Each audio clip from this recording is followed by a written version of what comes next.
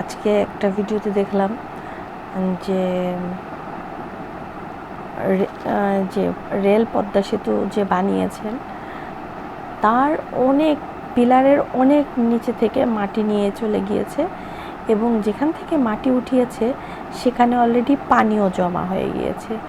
তো পদ্মা সেতু, এই যে রেল সেতু বানালো, তারপরে আবার পদ্মা সেতু, এই যে গাড়িগুলো চলে যে সেই সেতু বানিয়েছে, সেখান থেকেও মাটি এমনভাবে ঘুরে নিয়ে গেছে, পিলার অনেকখানি বের হয়ে গিয়েছে এবং সেখানেও পানি জমা হয়ে গিয়েছে।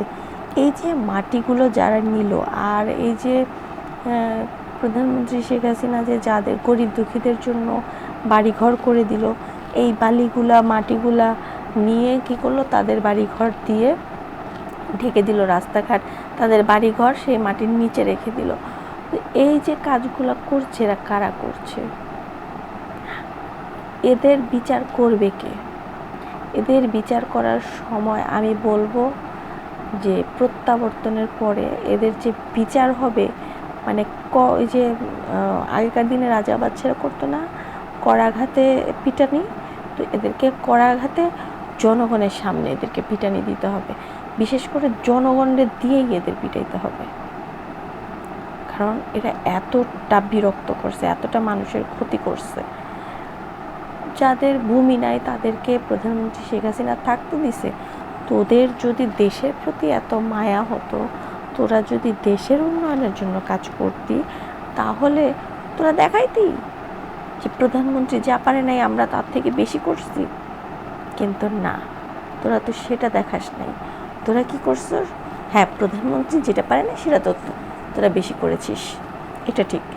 প্রধানমন্ত্রীর লোক, প্রধানমন্ত্রীর যা কিছু আছে, 17 বছরে যা কামাই করে নাই, তোরা 3-4 মাসে তার থেকে বেশি কামাই করে ফেলছিস, এটা তো 100% দেখাই দিছিস।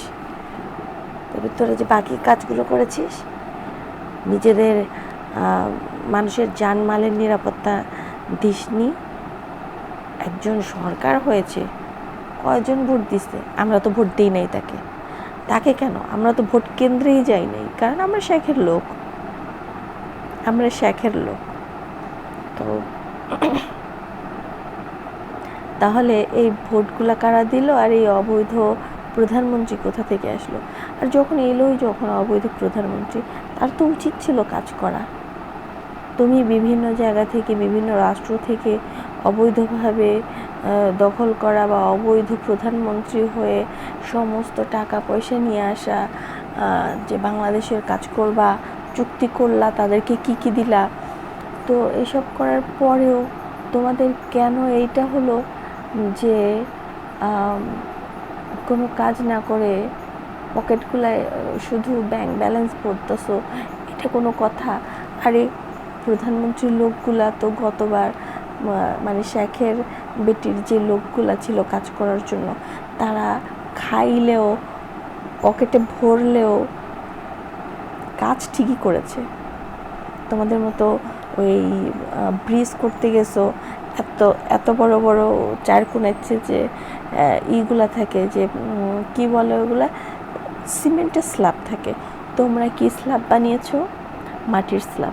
মাটির স্ল্যাব দিয়ে ব্রিজ বানাবা? মানে মানুষ মারার বুদ্ধি, তোমরা হচ্ছে মানুষ মারার কারিগর, এটাই বোঝা গেল।